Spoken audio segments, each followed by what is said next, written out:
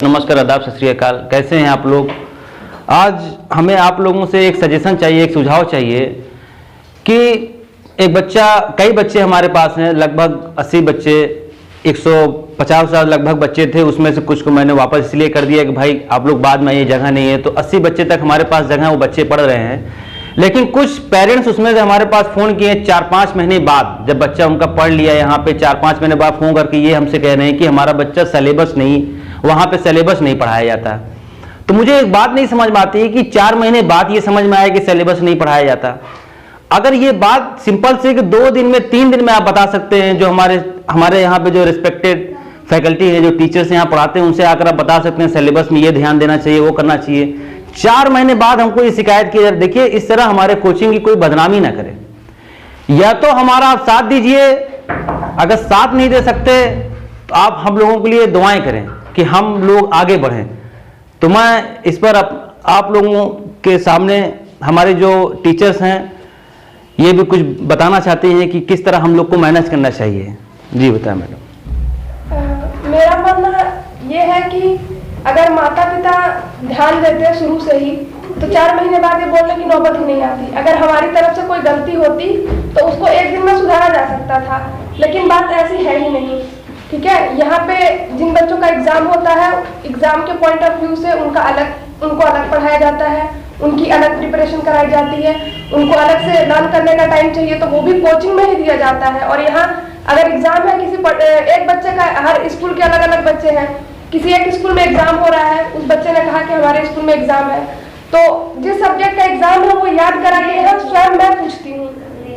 ठीक है, और जो माता पिता कह रहे हैं कि 4 महीने बाद आए हैं कि उनका सिलेबस नहीं कंप्लीट हुआ है उनके बच्चे का, तो मैं उनको ये बता दूं कि उन्होंने वास्तविकता तो ये है, आज तक उन्होंने अपने बच्चे पे ध्यान ही नहीं दिया।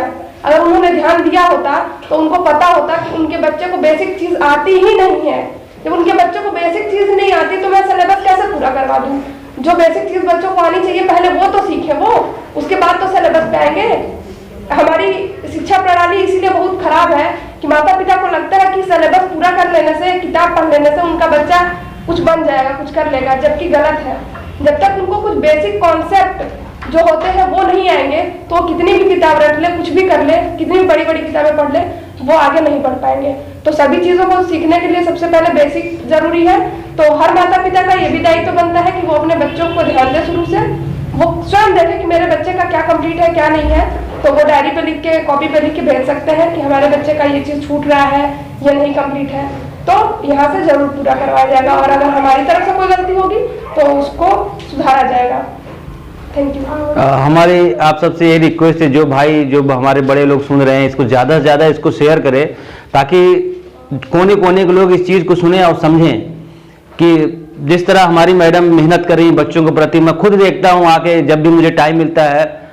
आप कोई भी, मेरा जो हमारे बड़े हैं, हमारे छोटे भाई आकर यहाँ बच्चों से फीडबैक खुद ले सकते हैं कि बच्चे खुद बताएंगे टीचर यहाँ पे किस तरह बच्चों को ध्यान दिया जाता है। एक आप समझ लीजिए छोटे भाई की तरह, बेटी की तरह यहाँ पे फैकल्टी लोग ध्यान दे रहे हैं सारे। एक भी बच्चा अगर कोई शिकायत कर दे मुझे बताइएगा। इसलिए प्लीज हाथ जोड़ के मेरी आपसे रिक्वेस्ट है कि हमारे कोचिंग को कोई भी बदनाम ना करे। एक भी बच्चा, कोई भी गार्जियन या तो हमारा साथ दें, अगर साथ नहीं दे सकते प्लीज आप लोग घर पे ही रहिए, अपनी दुआएं दें, आशीर्वाद तब भी देते रहें। क्योंकि देखिए, ये सब आप करेंगे तो तभी हम लोग आगे बढ़ सकते हैं, तभी ये बच्चे आगे बढ़ सकते हैं। इसलिए हमारा साथ दीजिए। मैं कभी नहीं कहूंगा कि साथ न दें, आप साथ दीजिए, आगे बढ़ें। हमारे टीचर का भी हौसला बढ़ा। ये भी जब मैंने इनसे बोला था, ये बहुत सरप्राइज हो गई, ये ऐसा कभी हो ही नहीं सकता। तो मैंने पूछा मैडम ऐसा क्यों हो रहा है? उन्होंने कहा ऐसा हो ही नहीं सकता। तो देखिए, कभी टीचर के ऊपर ब्लेम ना करें। मेरे टीचर्स आर ऑलवेज ग्रेट। मैंने खुद देखा उन्होंने जिस लगन से वो पढ़ाते हैं, मेरे पास शब्द नहीं है इसके लिए, मैं उनको क्या बोलूं। बहुत बेहतरीन तरीके से पढ़ाते हैं। दुआ में याद रखिएगा। जय हिंद।